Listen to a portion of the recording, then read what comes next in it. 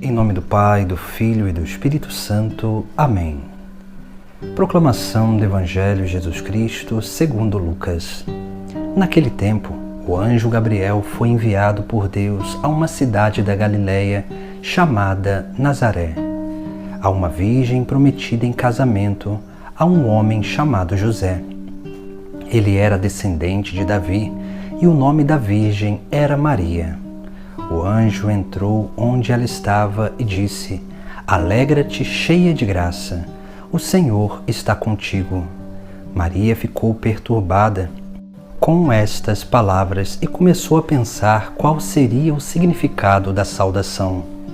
O anjo então disse-lhe: Não tenhas medo, Maria, porque encontrastes graça diante de Deus.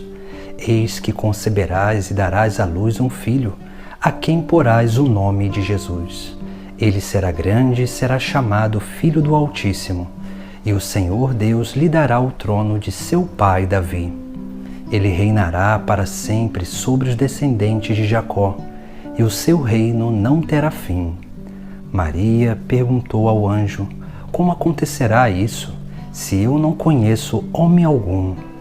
O anjo respondeu: O Espírito virá sobre ti, e o poder do Altíssimo te cobrirá com sua sombra.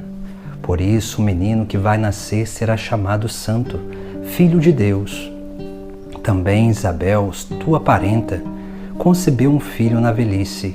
Este já é o 6º mês daquela que era considerada estéril, porque para Deus nada é impossível.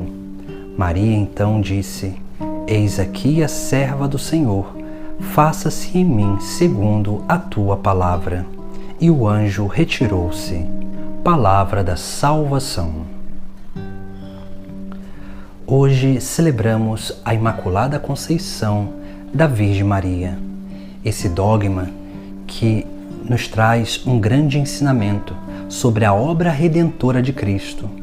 Essa obra redentora que toca não só o presente, mas toca o passado e toca o futuro. E isso só é possível porque Jesus Cristo é verdadeiro Deus e verdadeiro homem. Só é possível porque foi o próprio Deus que realizou esta obra de redenção. E por isso que a obra do próprio Deus, assim como é o próprio Deus, é uma obra eterna. E por ser uma obra eterna, ela é capaz de tocar o passado, o presente e o futuro. Por isso que na teologia que explica a Imaculada Conceição, esse privilégio que Maria recebeu do próprio Deus, pelo poder do próprio Deus, pelos méritos eternos do sacrifício do próprio Cristo por cada um de nós, Jesus ele veio ao mundo para nos libertar do pecado, para purificar-nos do pecado. Mas a cada um de nós, Jesus, pelo seu sacrifício, ele nos libertou. Maria, ele preservou. Por isso que, diante daquilo que é a obra da redenção, toda a humanidade, todos os seres humanos participaram dessa obra de redenção. E Maria participou de uma forma singular, porque esses méritos da vida de Cristo, da paixão, da morte de Cristo, o seu sacrifício por cada um de nós foi capaz de preservar a vida da própria Virgem Maria do pecado original. Por isso que o anjo, quando encontra Maria, diz: Alegra-te, cheia de graça, o Senhor está contigo. Aqui nós vemos o termo cheia de graça como algo que é essencial para entendermos a Imaculada Conceição. Porque quando vamos visitar o texto grego, nós encontramos o termo kekaritomene. Esse termo, nós só encontramos ele uma única vez na Sagrada Escritura, que é justamente nesse texto de São Lucas. Isso porque não existe mais nenhuma pessoa em todo o mundo, em todos os tempos, que seja cheia de graça, plena de graça. somente a Virgem Maria. Por isso que esse termo só é encontrado uma única vez no texto sagrado. Esse termo, ele manifesta justamente essa plenitude de graça que há em Maria. E se há uma plenitude de graça em Maria, isso é sinal que nela não há pecado original. Não há manchas do pecado, não há desordens, porque em Maria foi conservado a perfeição original. Por isso que a Igreja nos ensina e os padres da Igreja vão chamar Maria de a nova Eva, porque é a nova mãe da nova humanidade, regenerada pelo sacrifício do próprio Cristo.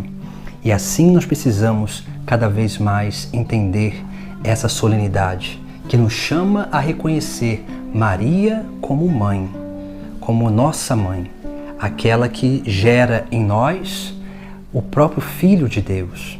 E aí nós vemos no texto sagrado, principalmente nessas palavras do anjo: alegra-te, cheia de graça, o Senhor está contigo.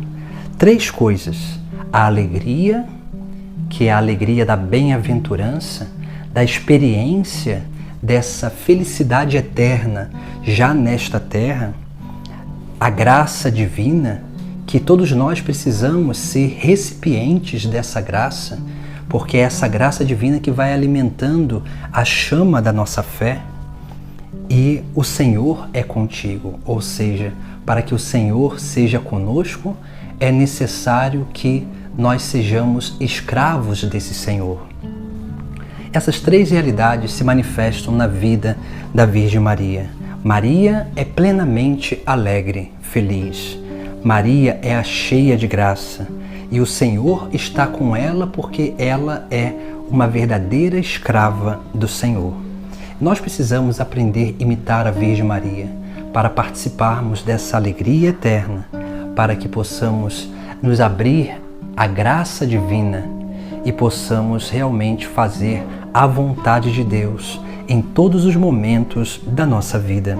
Por isso que no final do Evangelho nós encontramos essa consagração que Maria faz diante do anjo, mas faz a Deus. E ela vai dizer: eis aqui a serva do Senhor, faça-se em mim segundo a tua palavra.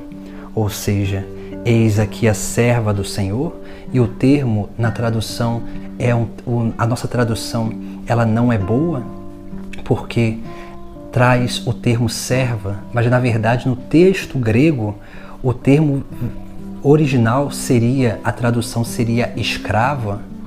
Maria diz isso: eis aqui a escrava do Senhor. Ela se oferece como escrava do Senhor. E depois ela diz: faça-se em mim segundo, conforme a tua palavra. Ou seja, Maria, ela relembra os ensinamentos antigos, que é pela palavra que Deus cria todas as coisas. Maria, ela tem essa certeza. É pela palavra no Espírito Santo que ela realizaria todas as coisas que Deus quisesse. É pela palavra no Espírito Santo que Maria realmente exerceria a sua missão nesta terra. Assim deve ser também a nossa vida, para que possamos, dia após dia, nos tornarmos capazes de fazer esta consagração à Nossa Senhora. Sermos capazes de permanecer fiéis a essa grande obra da graça divina, que aconteceu, que se realizou em Maria, mas que Deus, através de Maria, quer que se realize em cada um de nós, para que dessa forma possamos, dia após dia, experimentar a felicidade, a alegria do céu, nos encher da graça divina e possamos ser escravos verdadeiros do Senhor, capazes de fazer em todos os momentos da nossa vida a vontade do nosso Deus, a vontade do Pai do céu. Busquemos cada vez mais pedir a intercessão da Virgem Maria, a Imaculada Conceição, aquela que é cheia da graça, e que dela brote essa fonte que jorra para a eternidade da graça divina, porque ela é essa graça transbordante. E nós possamos experimentar dela essa presença divina do próprio Jesus Cristo, que é a graça encarnada. Em nome do Pai, do Filho e do Espírito Santo. Amém. Nossa Senhora Imaculada Conceição, rogai por nós.